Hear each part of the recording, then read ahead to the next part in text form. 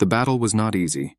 The gray-haired man screaming slashed his sword left and right. Purple figures of zombie-like creatures fell and bled. The man's sword was covered in blood as he struck his targets again and again. The man was also wounded, but this did not stop him from fighting. Various thoughts came to his mind. He was surrounded by a crowd of purple monsters and thought that no matter what this body's endurance was in hell, he had to draw his sword again to repel the new threat that came from the monsters. He waved his weapon and thought that he did not understand what the point of the endless battle was. In a rage, he cut down with his sword everyone who got in his way, and the monsters scattered in different directions. He let out a loud cry, "I am the king of people." His sword flashed like lightning, and the man shouted again, "I am a hero." A gigantic red figure appeared in front of him. The man recognized the ruler of hell. He stood with his head propped up on the tops of the rocks, and his red hair scattered over his shoulders. The man raised his head and shouted, turning to the giant, "What do you want from me?" The ruler of hell was surrounded by a crowd of demons who had terrible distorted faces, and the little man desperately shouted upward, "How dare you do this to me, the king?" The ruler of hell took a drag from his pipe and blew a puff of smoke from his mouth, and he told the man that he was an idiot. He asked the man if he had gone crazy when he started shouting such nonsense. Does this pathetic man really imagine himself omnipotent? A guy who can steal something, a monk who kills an enemy, and the king of people capable of leading people. The leader waved his pipe. The leader of hell growled that when a person stands in front of him, then he is not a king, not a soldier, not a monk, but just a sinner. The king's face contorted at the mention of the fact that he was a sinner. The leader of hell said that the king is just a man who went to war. He is a sinner who burned his innocent people. He cut off the head of the one who tried to rebel. He's just a king who killed a bunch of people for the throne and power. And does he still not understand why they are doing this to him? The leader said that he rules in hell, and the king will get out of here only when his suffering is equal to all the lives he took. The ruler of hell said that the king should remain here and let them tear him to pieces, after which he left. And the cruel king was left with a crowd of monsters who grabbed him. He said this with coldness in his eyes. In a low voice, the servant of the king of hell, Noman, continued his story. After which he jumped joyfully and told the king that it was very cool. The ruler and guardian of hell laughed and said that Noman had been talking about this for 300 years, and Noman said that he would be upset. The king of hell asked why. Noman replied that since the king unexpectedly announced his retirement, Teolbo will become his successor, but he still lacks much. The king said that it seemed to him that Teolbo was coping, and Noman replied that it was because of Teolbo that difficult times had come. The king said that sinners must suffer because they need to atone for their sins. Together with Noman, they entered the hellish palace.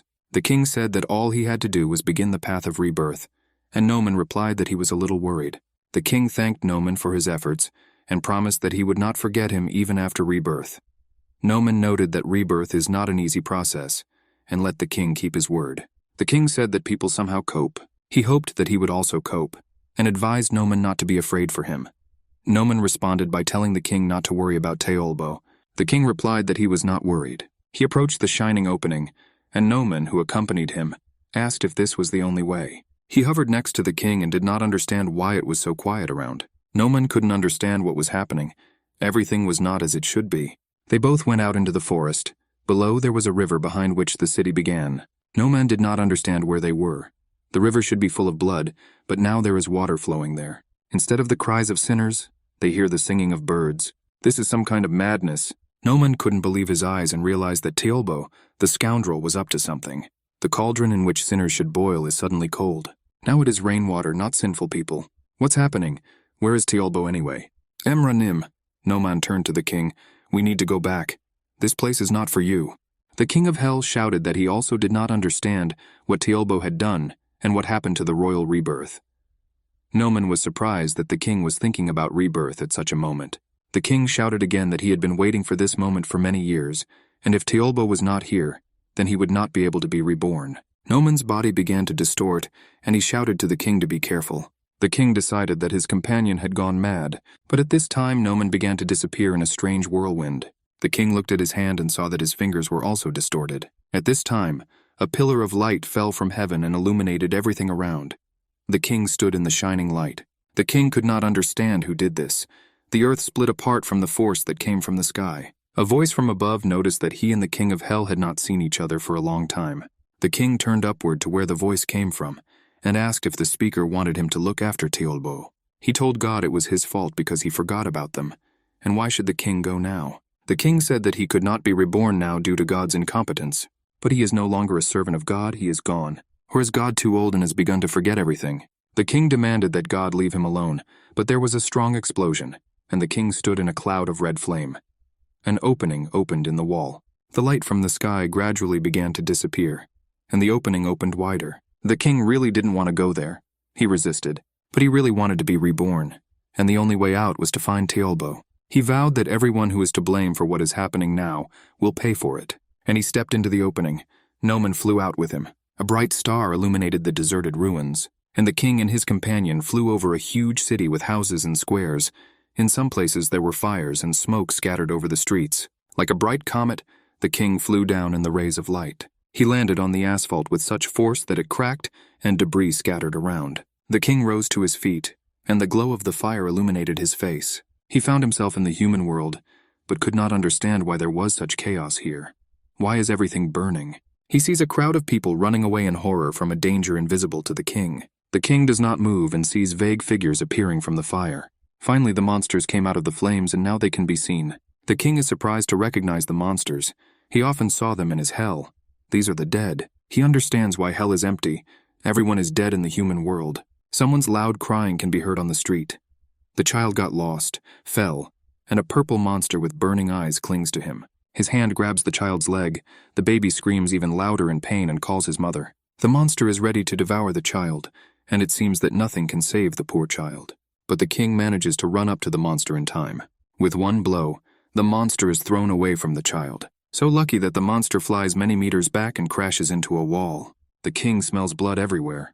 He is surrounded by the dead and he angrily asks, "Is hell not enough for them? And how dare they sin before the king of hell himself?" The deceased are the creatures that people become after death. They go to hell to pay the price for all their sins that they committed in earthly life. A soul that has repented after punishment is reborn. This has always been the case for thousands of years. But what happened now? Terrible monsters, obsessed with bloodlust, are approaching the king. It is useless to talk to them. They still don't understand anything. The king understands perfectly well that since time immemorial sinners deserve a good thrashing, and the king begins to educate. The first blow, and the monster learns a great lesson. The king's movements are as fast as lightning. No one can escape the blows of the most important warrior in hell. But the monsters continue to attack, and the king is surprised by such strange behavior. One of them, the largest, comes at the king baring his teeth. The king's fist hits the monster on the head with all his might. Then on the body it seems that he will drive him into the ground up to his waist. The monster will fall to the ground, losing consciousness for a few seconds. Then he tries to get up, spitting out blood and teeth. But the king of hell does not allow him to come to his senses. He immediately attacks again and deals an even stronger blow to the deceased. The force of the blows raises a cloud of dust. The monsters don't see anything what's happening there. They stand around helplessly. Surprise and fear are written on their faces. The king gets up and thinks in surprise that for some reason the monsters no longer attack him. Do they really want him to destroy them? At this time, a bright light flares up behind the heads of the monsters. There is a strong explosion, and the king barely has time to jump to the side. Noman stutters slightly when he asks if the king of hell is okay. All participants in the battle stopped and looked carefully at the flaring flames. The deceased have opened the way, and a figure appears from the fire, with burning eyes, with a huge war club on his shoulder. The creature emerges from the flames. Even Noman noticed that a terrible atmosphere was thickening around this creature. The creature does not look like an ordinary deceased. There was a strong smell of blood coming from him. The monster opened its mouth and let out a terrible roar. He picked up the rebar and rushed at the king of hell who stood in front of him. Noman noticed that this degenerate had absolutely no good mana, and told the king that he could kill the monster himself. The king watched the enraged monster in deep thought. The monster swung and threw the rebar at the king, who continued to stand motionless. There was an unpleasant smell of burning. The shining metal was flying and was about to kill its target. The king thought hard. Why did the monster kill so many people? The guess came by itself, to absorb their vital forces. The monster wants to be reborn. The king's hand intercepted the deadly weapon that was rushing straight towards his head. The reinforcement froze a few centimeters from the king's face. He held her with an iron grip. He threw the iron rod far to the side and thought that his guess might be wrong. Rebirth without any trial is an infernal taboo. And the king rushed to attack the monster. The monster did not expect that his throw would lead to nothing, and was very surprised. In an instant, the king found himself near the monster and thought that, given all the facts, his successor opposes him. The king extended his hand, engulfed in red flames. His fist was clenched tightly and prepared to strike. His enemy could only be Teolbo. His blow pierced his opponent's flesh. The king decided that he would burn the sinner. Hellfire erupted from his hand and consumed the monster's body. He let out a terrifying scream that tore apart the space.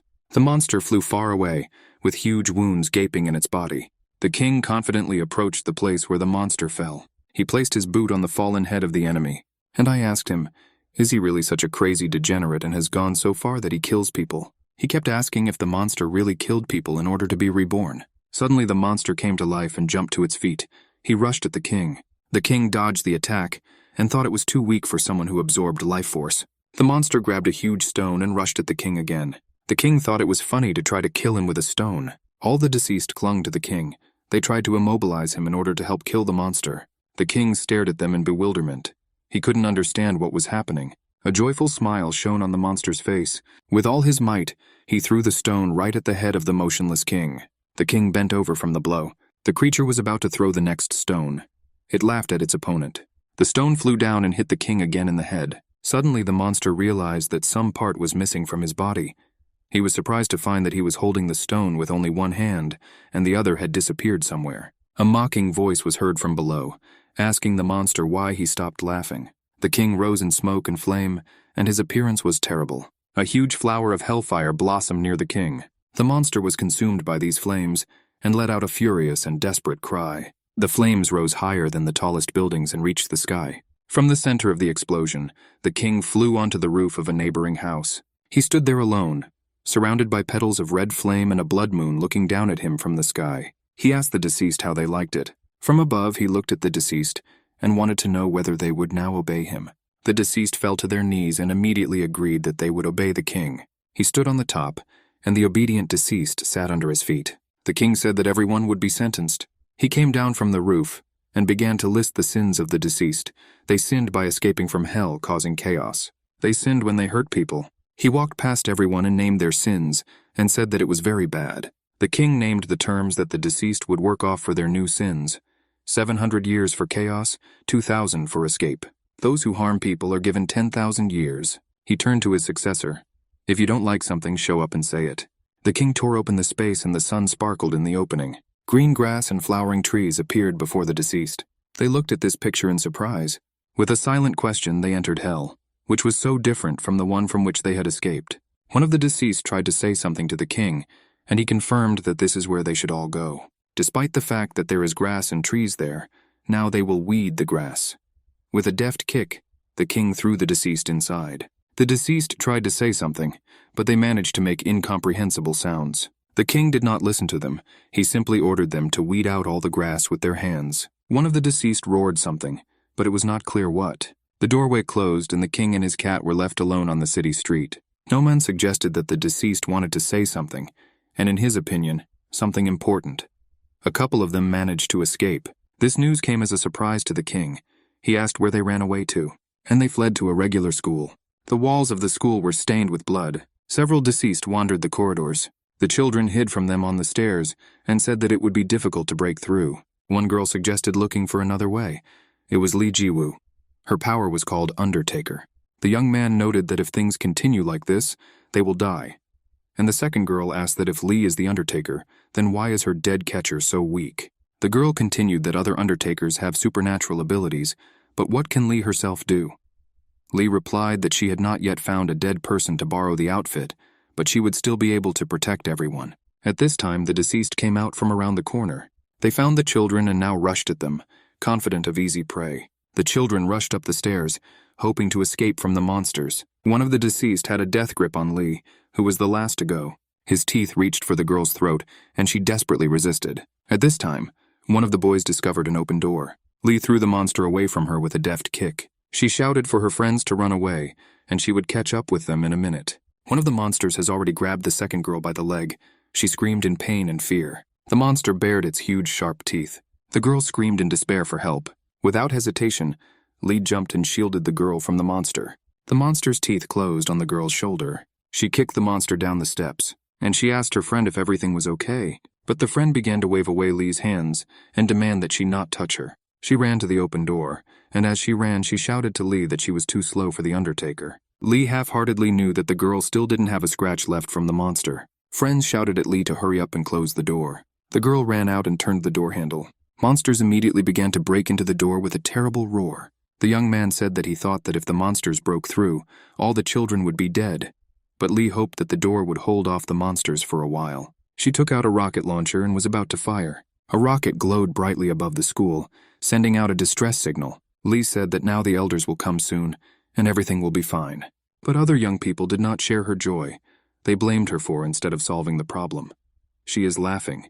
If they die, it will be a loss on a national scale. The girl Lee saved said that as an undertaker, Lee was completely useless, and she almost died because of her mediocrity. She said Lee doesn't know who her father is. If she gets hurt, then her dad... At this time, the King of Hell appeared next to the children, and noted that they had absolutely no good manners. The girl indignantly asked the king, who was he to talk to her like that? He replied that he was the King of Hell, which left everyone bewildered. People stood on the roof in the pouring rain and did not know what to do. The King of Hell turned to the sky and asked what happened there. A leak? And he called his name Sanchi Nim, Jade Emperor. And the girl thought he was crazy. The young man asked the king directly whether he was crazy, and who is he to act like a jerk in Seoul? How did he even get here? The king replied that he was looking for the dead and came here because there was a smell of blood here. He explained that he was wondering what was going on here and just jumped in. The children were very amused. The girl mockingly said that he really thought that he could be an undertaker. And the young man began to mock the king's clothes. The cat asked if he could kill these ill-mannered people, but the king replied that they were just children. It is their parents who did not raise them properly. So when their parents die, then it will be possible to give them a beating. The children did not see Noman the cat and thought that the king was talking to himself. They decided that the king was threatening their parents and began to threaten the king. One of the boys grabbed the king by the chest, then Lee intervened, who wanted to prevent a fight. The boy pushed her away, shouting that she was annoying everyone. She fell and blue smoke came from her shoulder. She thought that the bite of the deceased would infect her, and she really hoped to hold out until the rest of the undertakers arrived. The King of Hell looked at the girl and could not understand who she reminded him of. At this time, the boy continued to shout that they were all terrible people. He said that if his father went to hell, the King of Hell himself would cry and apologize to him. These words greatly amused the King of Hell. The boy couldn't understand what was wrong with this geek. Why was he smiling? The king continued to smile, but the boy could not understand what was funny about what he said. So I decided to beat up the stranger, and Dad would figure it out later. And he swung. No man was very indignant, and shouted that the bastard should not do this. But the boy did not hear the cat, and the King of Hell received a blow to the jaw. Lightning flashed and illuminated the scene of a fight on the roof. No man thought it was too late to stop the fight now. At this time, Lee ran up to the king and hugged him to protect him from the next blow. She said that you can't just stand in a fight, you need to be able to dodge. Suddenly she coughed and blood came out of her mouth, but she still said that she would protect everyone with all her might. She went at the boy to prevent him from striking the king again. The scoundrel shouted at her to move away and stop talking nonsense. A knife flashed in his hand, and he said that all garbage should know its place. He rushed with a knife at the king and the girl. An iron grip gripped the attacker's hand. When a sinner appears, the King of Hell watches him carefully and for a long time. But how can the King of Hell ignore this? He hugged the girl with one hand, and with the other he held back the hand with the knife. The knife fell out of the boy's hand, and he screamed that it hurt him. He screamed to be released immediately and repeated that he was in pain. But the king continued to hold his hand. In impotent rage, he began to threaten the king that he would kill him. The king said that killing someone is not as easy as the young man thinks. The king asked if the boy was really raised by his parents in such a way that he was threatening to be killed. The king released the boy's hand and he continued to shout threats. He continued to threaten to kill and said that he would tell Dad everything.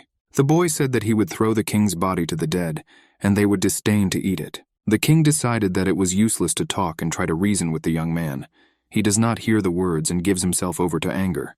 The king's hand reached out to the twig that lay next to him. He knew well that sinners needed to be beaten so that they began to understand what they were being told. He showed the twig to the boy and asked what it reminded him of. The boy did not understand what kind of nonsense this man was talking about. The second boy exclaimed that this twig looked like Harry Potter's wand.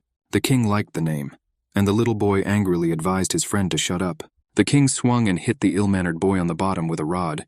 The blow was loud and loud. The boy did not expect this.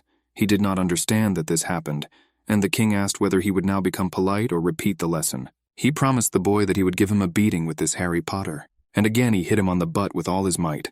The boy jumped and screamed loudly in pain and resentment.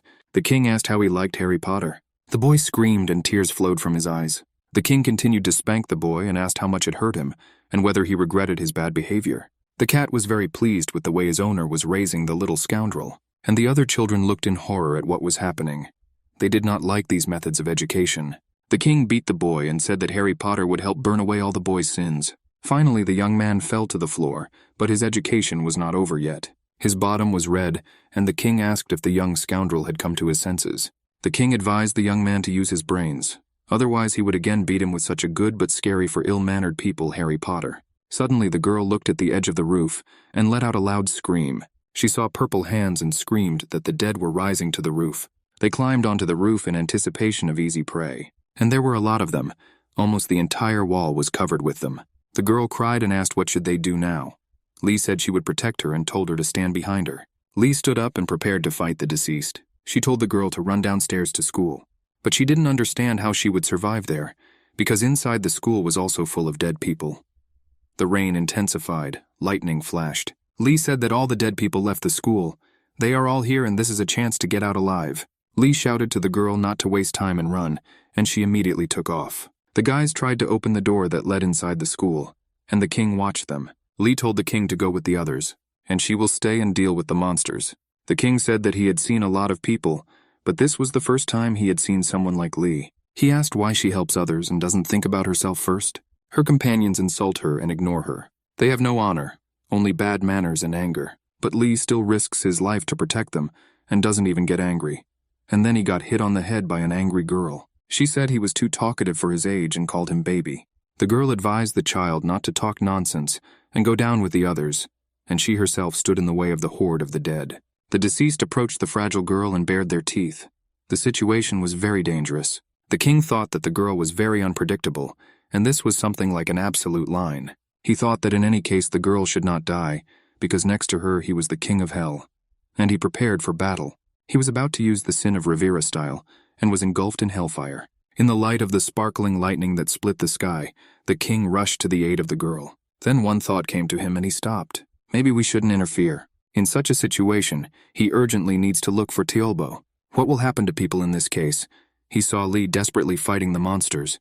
The king stood and asked himself, does it matter to him whether people die or survive? At this time, he heard laughter outside the door and someone's voice called him a stupid bastard. The two guys laughed and said that they had locked the door and now the king couldn't get out of the roof. The scoundrel shouted that it was not worth raising him, and that now let the king die along with this fool. They ran up the stairs wishing that the king would get what he deserved. The king turned to his cat and said that he doesn't give a damn about these bastards. The cat agreed. The king of hell stood in deep thought and did not know what to do. One of the deceased, who was clearly dangerous, broke through to him. Lee got ahead of the dead man and covered the king of hell. She was already very tired and fell, leaning on her hands. The dead were approaching her from behind. They grabbed the girl's back with their teeth. Blood gushed from the wounds, but she continued to cover the king of hell. He asked in amazement why she was doing this, and she answered, "Do you really need a reason to protect people?" These words made a deep impression on the king of hell. Lightning flashed and thunder roared, and the king thought that Teolbo had disappeared. The deceased went mad and became brutal. Innocents fight and die. Why does God keep stopping the king of hell? God's rules are good, but innocent people die. And the king decided to burn the sinners. There was an explosion and the dead scattered from the king. He sent flames of hellfire at the dead and thought that he lacked good personnel for cooperation. The dead lost their arms, legs, heads, and flew through the air like birds. The king picked up Lee in his arms and won, praying to God not to stop him, because from now on the king will do as he sees fit. He carried Lee under his arm and told her that she would have a big salary, subscribe to 4 insurance policies and vacation at any time, a good pension, and in her next life she will become the daughter of a landowner. She will work for God. He asked if she agreed to such conditions. The girl said that the work was excellent, and she agreed. The king sat the girl against the wall and asked how she felt. Lee saw that she was badly wounded, realized that she was dying, and decided that they would meet in the next life. But this did not suit the king. He preferred to live here and now. He picked up the thin fiery thread with his finger, and the manifestation of hell began. Lee found herself in a stream of cold blue light. Amazement showed on her face. She and the king found themselves in a magical place, under a clear, bright blue sky. A huge tree touched the clouds with its crown. The king said that she was the first person to be here in a human body. He invited a new employee to the first hell that he created with his own hands. Lee couldn't believe that she was in hell. She touched the trunk of a huge tree and half-smally realized that everything had happened very unexpectedly. All her wounds disappeared and she was completely healthy. She asked who her interlocutor was and asked to hire her for a job. The king twirled a thin red thread on his finger. He introduced himself to the girl and said that he was the great king of hell. But the girl can call him Emra. The girl could not believe that all this was reality. She said that her name was Li Jiwoo, and the king told her to take his hand. He tied a red thread on her hand and said that now she is like a god. She will not age and will never die. It will be easy to live. And I thought that all this was a complete lie. Li really liked the red ribbon. She thought it was very cute. One end of the thread was wrapped around her ring finger. She asked, "What does this mean?" At this time the sky darkened, and Yermanim thought that it seemed to be beginning. The sky began to turn red with blue reflections. Yermanim told the girl that they needed to go. He told her that she had the thread of fate on her hand. The king of hell told Li to listen carefully to what he had to say to her. Without this thread, the girl cannot survive here. She asked, "Without this thread, they will separate." The king of hell replied that no, everything would just end. The girl woke up from a loud voice that repeated her name, Li Jiwoo. She opened her eyes and saw a man next to her who sighed with relief. He was glad that the girl came to her senses. She recognized Minyo Sunbai. Morning had long come and the rain had stopped. She thought that everything that happened to her was in a dream. Minyo said that he saw her signal and rushed to help. Thanks to Li, there were no casualties. People cleared the yard of the remains of the dead. Minyo told the girl that the students she was saving were hiding in the classroom, but something strange happened to them. They were covered in a smelly and sticky liquid. The girl remembered the events of last night, and the king who raised the boy as Harry Potter. So it wasn't a dream. She noticed a red ribbon on her hand, and realized that it was really a thread of fate. Everything that happened to her was not a dream. At this time her name was called. The stern woman asked the girl if she was injured. It was Park Yuna Sunbenim. Li replied that she was fine, but did not specify that it was thanks to Emra. She thanked Park for her concern, but she told her to shut up and said that if it weren't for Li's abilities, no one would worry about her. Park told Li not to be late for work. Minyo reassured Li and told her not to take the woman's words seriously because Park was very worried about Li. She even immediately arrived at the scene. Minyo called a taxi for the girl and said that they would meet tomorrow. Li was riding in a taxi and thinking that the children were safe. She looked at the thread of fate on her hand, and I remembered the king's words that everything could come to an end. At this time, a cat appeared near her and told her that she had made a pact with hell. The girl was so scared that her scream made the car jump. The taxi driver asked if she was okay. Li replied that she was simply scared of a bug that flew into the window. She asked the cat who he was, and he replied that he was Emra advisor, and his name was Noman. He told the girl not to worry, he is invisible to other people. Li asked where Emra himself was, and Noman replied that he had gone to see his disciples. Li couldn't understand why he went to the students. Noman laughed and said that the king went alone and would return soon. The girl remembered with what face the king of hell taught the boy a lesson in politeness, and she demanded that the taxi driver take her where she said as soon as possible. At this time, the king of hell approached a huge building. He couldn't believe how big it was and wondered if it would be difficult. Nevertheless, he approached the door with the thoughts that now they could not escape. He approached the glass door, which opened for a passing man, but the glass was washed so clean that the king decided that the entire wall was a door and it was open. He walked straight into the glass, thinking that people were very interesting. The man tried to stop him, saying that it was not a door, but the king had already slammed his face into the glass. The glass cracked from the king's blow. "Open up," the king ordered and entered the resulting opening, much to the amazement of the man who gave him advice on how to enter a normal door. People did not understand how high-quality tempered glass could be broken. The building security raised the alarm because a stranger had entered the building. Panic arose. Some did not understand what had happened. Some advised us to run away. A woman stood on the second floor and watched what was happening in the lobby of the building. She had an earring with the number 2 in her ear. She looked down at Emra with curiosity and delight. And I asked myself, where did he get such energy? Is he really the king of hell? Emra looked up at the woman in surprise. They met their gazes and Emra jumped to the second floor in one leap, straight to the woman. This came as a surprise to her. She stopped laughing out of surprise. The guards did not understand how the alien could cover such a distance in one jump.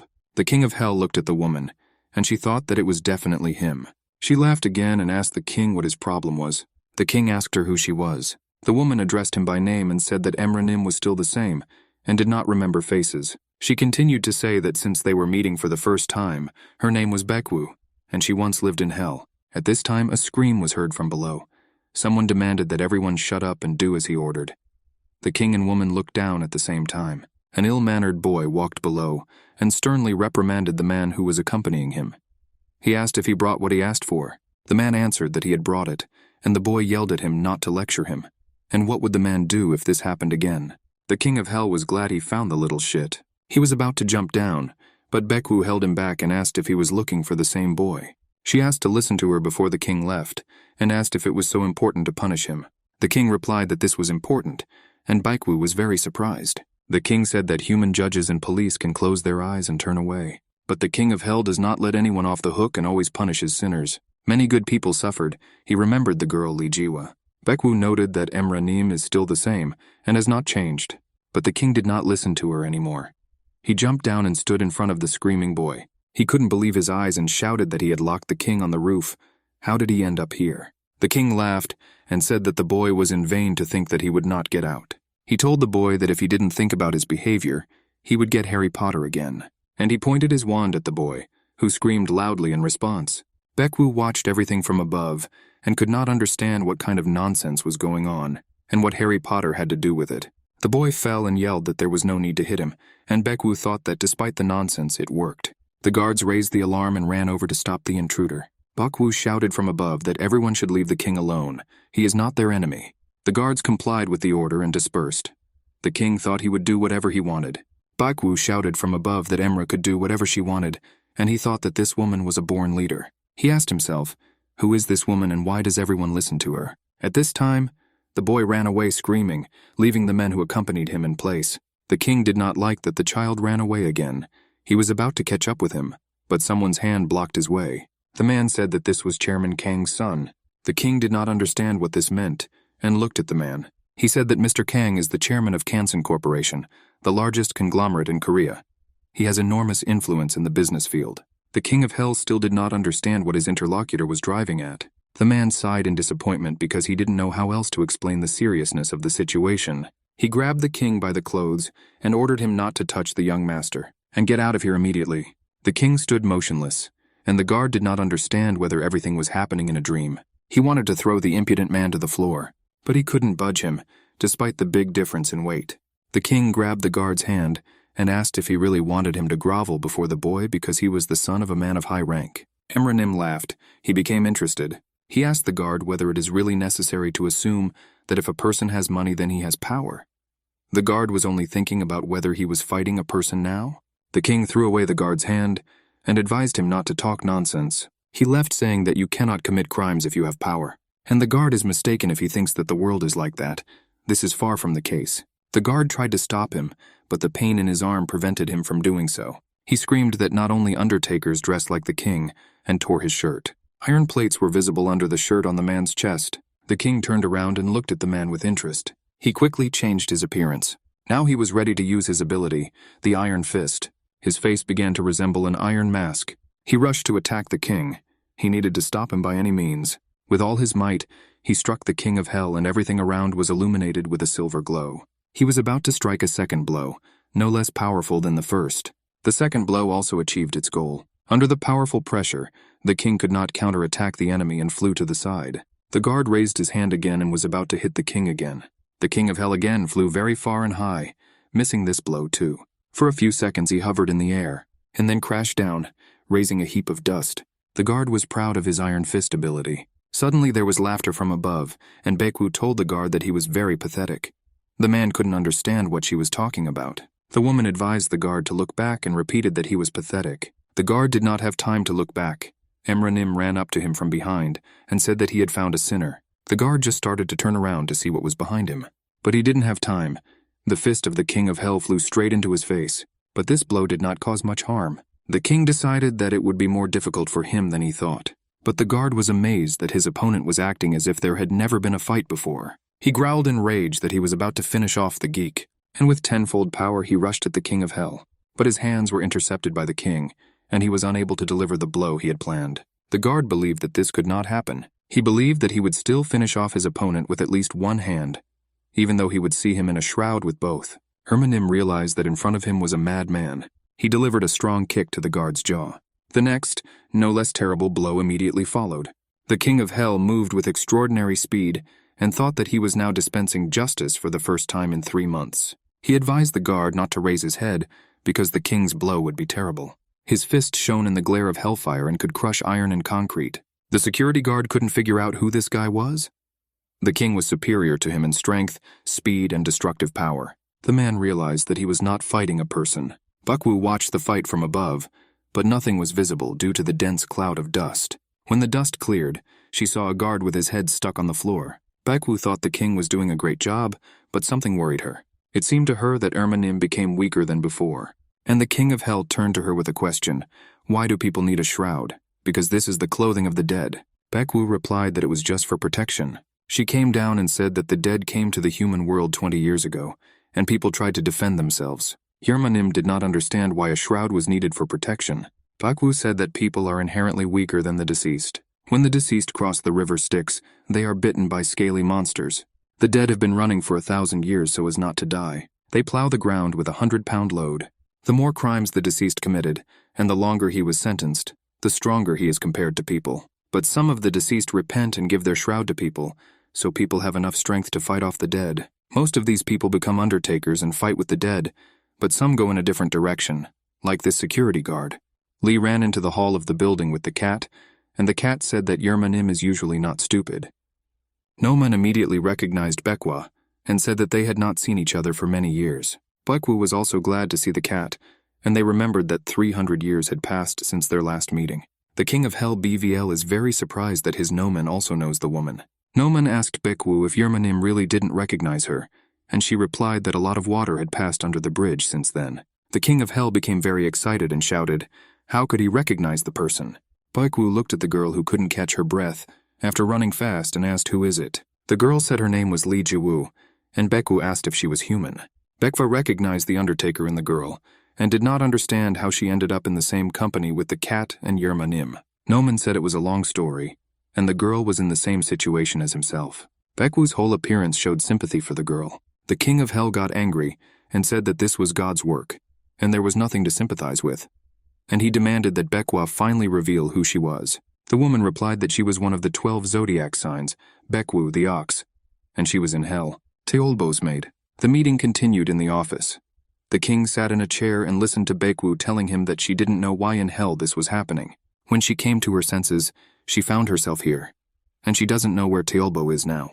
The king of hell was in despair, because he thought that he would quickly find his successor. But Baekwu did nothing to help him. The king thought about how things could have come to such chaos. Maybe something happened to Teolbo. Or did he do everything consciously and on purpose?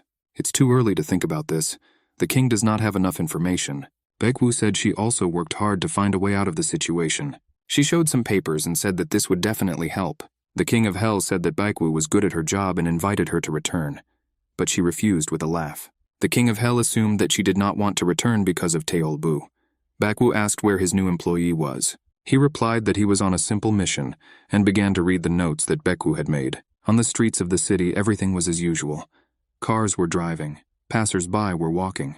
Mr. Kang's ill-mannered son ran down the street screaming for help, with Lee chasing after him. She demanded that the boys stop immediately. Passers-by looked and thought they were making a chase movie. Recently, the king gave Lee a rod. She asked in surprise what it was, and received the answer that it was Harry Potter. She asked why she needed him, and the king replied that as long as this idiot boy was free, he would bother them. In addition, because of him, Lee almost died.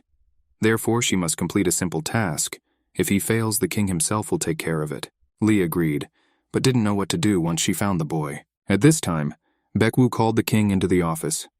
The king told Lee that when she finds a guy, it's her job to scream loudly, burn the sinner, and wave Harry Potter with all her might, which is what Lee did on the street, surprising passers-by. The stupid boy ran away from her screaming. Lee followed everything Ermanim told her, and she was very ashamed. She remembered how pity Baekwu looked at her and could not understand why. Her rod accidentally hit a man passing by. She began to apologize to him for her mistake. The man turned to her and in surprise called her by name, Lee Jinwoo. It was Minho Sunbae who asked her what she was doing here when she was told to go home. Ignoring her apology, Minho Sunbae grabbed the girl by the collar. He pulled her around the corner and said maybe this would work better. He said that she should help him. The girl asked what she should do. A man was walking down the street, and Lee and Minho were hiding around the corner. An earring was dangling from the ear of the man walking. He smiled happily. Minho said that they should catch him together. The unsuspecting deceased went about his business. Young people watched him from around the corner. Minho said that he had been chasing this monster for a long time, and Lee suggested immediately weakening it. But Minho replied that then the deceased would immediately escape. He was a great escape artist. He said that we need to follow the dead man, and when the opportunity arises, attack unexpectedly. The dead man was looking for something in the trash at that time. He looked in all the trash cans. Lee couldn't understand what he was doing, so Minho explained to her that he was on patrol. Wherever this dead man appears, a huge deceased appears immediately behind him and ruins everything. Probably this is a subordinate scouting the way for the boss. Perhaps his task is to destroy interference. Part of the street was covered with an old curtain. The dead man walked up to her and extended his hand to push the fabric aside. Mr. Kang's son was hiding behind the curtain, and he was very scared. The deceased was very happy with his find. The boy realized that this was the end for him. Minho couldn't let a civilian get hurt. He ran to save the boy. But he might not have time. The dead man had already extended his hand, filled with evil power, to the boy. It was too late. There was a powerful explosion, but then Lee arrived and snatched the boy a second before the explosion. They were thrown back and turned over in the air. Lee held the boy tightly so that he would not fall. The monster really didn't like that his rightful prey was taken away from under his nose. Minho shouted that Lee Jiwoo was doing a good job. This time Minho was not going to let the monster go and was about to attack it. The man was surrounded by a pink cloud of his abilities. He shouted to the monster, "Write down your sins." And he used his ability, the stigmata of a scientist, to defeat the monster. He flew on top of the deceased, clutching a huge net in his hand. The monster laughed merrily again. Minho's power did not affect him. Minho could not break through the defense of the deceased. However, this did not stop the man. He concentrated more power in his hands and was about to repeat the attack. Before this, he ordered Lee Jiwoo to evacuate people and call for reinforcements. Lee shouted that she understood everything and would do it, even if Minho held out for just a little while. Minho shouted at Lee to come back as soon as possible, and the monster was already attacking him. Minghu understood that this deceased was not a fighter at all, but he very quickly recovered from the blow. But now was not the time to think. It was necessary to move and attack, and the man sent a strong stream of force at the monster. He used his powers to their full potential and screamed from the exertion. The monster did not seem to feel the blows that rained down on him from all sides, and counterattacked. Minho was thrown back by the force of the attack. The blow of the monster was like the blow of a steam hammer. Minho was thrown up. He hung in the air, and the dead man rejoiced at his success. The monster jumped high and delivered a strong blow right to the man's jaw. Blood gushed out from Minghu's mouth and his head fell back, but he managed to put up a defense from the cloud of his forces and struck back at the monster.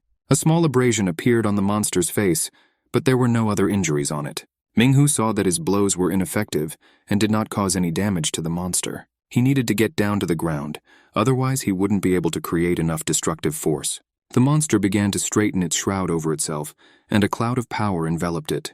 The man looked in horror at what his opponent was doing. The monster used its ability, a ghostly bat, and soared above the ground. Very quickly he approached Minghu and grabbed him by the chest. He threw it with such force that Minghu flew down, counting with his head all the angles that came his way during his long and difficult flight. The exhausted man was monstrously pressed against the wall of the house. It laughed triumphantly at the weakness of people, which could not be dealt with even with one hand. The monster reached out and intended to end the man once and for all, but a sharp and strong blow knocked him off course. Lee made it in time and unleashed a series of punches and kicks on the monster, which the monster did not like at all. Minghu hardly opened his eyes and was surprised that help arrived so quickly. Lee was busy. She was beating the dead man and dodging his blows, but she managed to shout to her partner that she had contacted a certain person. Minghu asked how many people she called and called for help. Lee replied that he was alone and he would be here soon. Minghu shouted that the deceased is not so simple. He uses a shroud, and this requires the efforts of at least 2 undertakers of the first level and several of the second. And Lee is just an idiot for not understanding this. He couldn't get to his feet after the battle, but he had the strength to yell, and he yelled that because of the stupid woman they would die here. The girl had no time to listen to the screams of her partner. She ran towards the monster, and she was able to kick him right under the jaw, causing him to literally lose his head, after which she drew the attention of her companions and replied that she was not going to die in this life. Minghu could barely stand, leaning against the wall and watching the girl treat the dead man. He couldn't remember if Lee Jiwoo had always fought so well. At this time, the monster received a knee to the body. Lee moved as if she had a shroud, but she didn't have any shroud, only a red thread on her wrist. The deceased was doing poorly. Blood was flowing from his mouth and his smile had faded. He turned around to run away from the unpleasant woman, but his legs got tangled and he fell to the ground. Lee Jiwoo noted that she had caused great damage to the dead man. Then the dead man used an unexpected tactic and began to run around the girl, but did not come close to her. Lee couldn't understand why the monster was circling around her. Just in case, she took a fighting stance. Minghu shouted for Lee to be careful, because the dead man in question was now demonstrating his ability. The monster ran a couple more times and disappeared. Everyone realized that his ability was stealth. The street was completely empty and deserted. Lee looked around, but couldn't figure out where the lousy bastard had gone. Suddenly a tangible blow fell on her from an empty place. This made the girl very angry because she did not understand such vile methods of fighting. She quickly turned around, but saw only an empty space. She stood uncertainly and did not know where the monster would attack from. And then she received a blow from a place she did not expect. In hindsight, she realized that the monster was behind her, but there was nothing she could do to help. She missed the blow. The cunning monster disappeared again, leaving Lee alone on the street. She did not know where she would be attacked from next time, from behind, in front, or from the side, which did not add to her confidence. At this time there was a cry. 3 o'clock face. The girl dodged for 3 hours and missed a blow to the face from a suddenly appearing monster. She was very happy that she was able to dodge and avoid danger. She realized that it was Minhu Sunbae who was shouting and asked how he guessed. Minghu replied that this is the ability of his shroud, the stigma of a scientist. If anyone hits him even once, and Minhu saw this someone. Now the scoundrel cannot hide anywhere from the all-seeing eye of a man. He will see him under any guise, and invisibility is not a hindrance to this.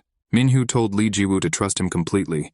Now he will guide her in this fight. The girl had nothing against such help. She even closed her eyes. She trusted her partner so much. He did not expect such stupidity from her, and was completely convinced that she was an impenetrable fool. Therefore he brought her to her senses by shouting that she needed to open her eyes and obey him without turning off her vision. The girl apologized and realized that the matter needed to be taken more seriously. Minhu commanded, 6 o'clock torso, and Lee jumped to the side. At the same time, she managed to vindictively kick the monster that missed. 2 o'clock, legs, and again a rebound and a kick. 1 hour the torso. The monster got kicked in an important part of the body. 2 hours, a leg, 10 hours a leg. The monster already regretted using his abilities and pestering this crazy couple. Minhu demanded that the girl finish off the monster. And from above, a mysterious figure in a hat was watching this whole picture. It was Jong Uchi's disciple, the deceased, who liked to watch the bloody battle. Chan told the space that these days undertakers are very scary, and there is no interesting fight. He turned to his deceased comrade with the words that he sent him on patrol, and now he must help him, because it would be a pity if a dead man with such potential died. He came down from the roof and demanded that the fight stop. Lee couldn't understand who was so impudent here, but Minhu immediately recognized the deceased and explained to the girl that this was the big guy he had told her about. Disciple John Wuchi happily greeted the people. He said he wanted to pick up his friend. He explained that only a couple of the deceased can use secrecy, and therefore this footage is very valuable. So he asks the undertakers for a favor. Minhu tried to influence Jong Uchi with his power, but he stopped her with his finger. But Minhu was not going to give up, and said that Jong Uchi would not get anything. Minhu told Lee not to be surprised that the deceased could communicate, and was quite intelligent. Jong Uchi continued his statement and explained what it means, that a lot of people like you were killed. He weaved a charge of enormous power from the force and launched it at Minga. Minghu was seriously injured, and blood was coming out of his mouth. Chung continued, and said that Minhu knew this very well, but still tried to catch him. And Young Wuchi doesn't understand why. Lee Jiwoo screamed loudly, calling Mina's name. The monster threw Minhu Sunbae's motionless body away. He mockingly addressed the girl, and noticed that her boss had been attacked right in front of her eyes. And instead of hiding, she challenges him. He, Chung Wuchi, really doesn't like such people. He applied the sin of mockery, and attacked the girl with the style of a Tao priest. Lee Jiwa was swept away by the deadly force, and her hands and face were covered with cuts. The deceased laughed wildly, and yellow tickets were flying around him, representing a formidable weapon. But Lee still wanted to attack the monster, and he asked why she doesn't care about her Minya Sunbae. Why doesn't she run away from here like crazy? Because that's what people should do, pathetic and selfish. After all, people are just animals who don't care about the lives of other people. He was sure that the girl would run away now. Lee Jinwoo lay covered in blood and could not get up. The monster was watching her. However, the girl stood up and hugged Minya Sunbae. The monster was very surprised that she covered her partner with her body. He thought that she didn't even try to escape, and asked why she was doing this. The monster yelled that the girl was out of her mind. No one behaves like that now, and there could be no sense of altruism left in her. Lee replied that she would tell the monster only two things. First, to save Leuli, a reason is not needed. And the second is that now Jung Wuchi has committed a sin. The silhouette of the King of Hell appeared in the street doorway. He repeated the girl's words. A very big sin. With light steps, the King of Hell approached Zhang Wuqi and said that his instinct was desperately calling out, but he can't breathe. You have sinned, says the king to the sinner. You hurt this innocent man and spoke bold words, but he could not even answer them. The monster knows who is behind him now. All he has to do is believe. His breathing stopped, and if he doesn't start breathing now, he will die. The monster froze, unable to even breathe.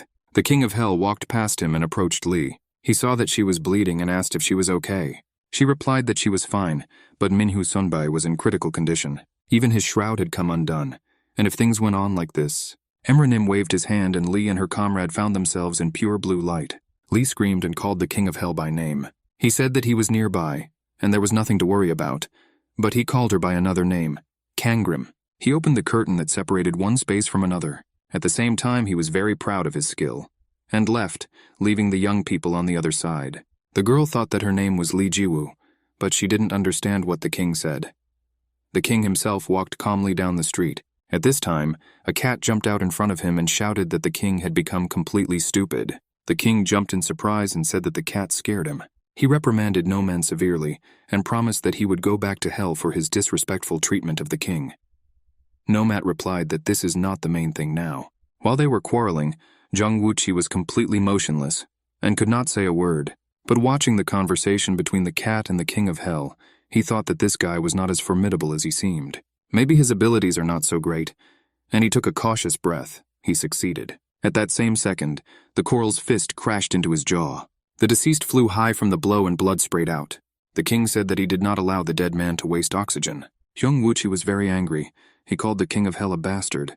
He screamed, "Why hasn't the King of Hell forgiven him yet, and why is he starting all this again?" The king did not understand what this funny guy was talking about, and what he meant by forgiveness. The king moved with incredible speed, shrouded in the glow of hellfire, and said that forgiveness was never a priority. Zhang Wuqi moved no less quickly than the king, and was preparing to attack, and the king kindled the hellish flames even stronger, and turned to the dead man with the admonition that the most important thing is the sacrifice. "Do you understand me, you sinful bastard?" the King of Hell asked Zhang Wuqi. Zhang Wuqi shouted that sin should be ridiculed. The king shouted back that sinners should be burned. "Nonsense!" the dead man shouted and attacked the king. In response, the king summoned hellfire. Two forces collided with each other, crushing and breaking everything in their path. Zhang Wuqi realized that the king was trying to remove his shroud and destroy his power. He took out his magic piece of paper. Fleeing from hellfire, he flew high, and he sank to the ground far from the site of the explosion of hellfire. But the king instantly found himself at the place where the dead man landed and punched him in the jaw. Then the deceased used the 8 gates of stupidity technique and created a circle from his pieces of paper. 8 streams of power attacked the King of Hell, and at the center of these streams stood the triumphant Zhang Wuqi. But the king was accustomed to this kind of tricks of the dead and stood calmly, even slightly thinking about the meaning of life. The dead man was glad that he had caught the king in his net. The king stood in a dense ball. Ominous streams of hostile force chained him in a cramped space. His hands were cut and blood was pouring out of them. The monster rejoiced and sent more and more of his deadly pieces of paper at the king. He accelerated the streams of his power more and more, and everything was covered in green smoke. He shouted that he would cut the king's flesh into small pieces, and he used a new wind-piercing technique, which wove into a sword and pierced the space. The king covered his face with his hands to protect himself from the dead man's new traumatic technique. The monster shouted that his technique was a mockery and had the ability to seal and immobilize opponents. Therefore, the king's hellfire is sealed with him, and cannot harm the mighty Zhang Wuqi. He triumphed as he saw the ball of his power expand. Suddenly a huge stream of hellish flame burst out and covered the sky and earth. In the center of it stood the King of Hell, who spoke bad words. The monster's jaw dropped in surprise. The king stood in a circle of blazing fire and lectured the monster. He said that the monster had hoped in vain that it had blocked the king's shroud, because the king does not have any shroud that gives abilities. Hellfire is just hellfire that burns sinners. The king swung his fist. He told Zhang Wuqi that he had committed so many sins, his fist was inevitably approaching the dead man, that the hellish flames have become even stronger and hotter. Zhang Wuqi realized that his song was sung and began to cry bitterly, and the king was approaching him, and reflections of hellish fire shone in his eyes. But Zhang Wuqi decided to resist to the last, and again prepared to give an answer to the king. He used the 8-gate sealing technique again, and he summoned a wind that enhanced this ability. A huge sword of power collided with the power of hellfire, but his wind was quickly suppressed. The monster was very angry that he could not cope with this flame, despite his strength. He strengthened the spell with 3 more gates. The king jumped high and disappeared from the monster's field of vision. He punched him from above with all his might. The monster fell to the ground but quickly began to get up. The entire street was filled with hellish flames. Young Wuchi felt as if his whole body was melting. He wanted to understand who he was dealing with, and he looked intently at the king, who was looking at him. The king in turn did not understand why the sinner did not burn. It would be normal if he had already turned to ashes. Cat Noman informed the king that nothing could be done because the king had handed over the sword and shroud to his successor, Teolbo. The cat added that the king abandoned the children in hell and left, and time in hell and in the human world flows differently. The king admitted that he had forgotten about the young people, but he reassured the cat that he carried the people to a safe place. While the cat and the king were talking, Zhang Wuqi lay there and thought that he needed to run away. While no one is paying attention to him and the flames have gone out, the only chance to escape has appeared. He realized that his opponent was very dangerous and did everything to disappear unnoticed. But a king appeared on his way out of nowhere. Young Wuchi shouted that everything he did was a mistake, and he didn't want to and won't do it again. He asked to be released, and hoped that the undertakers had not died, so he could not be punished so much. He promised that he would now lead a correct life.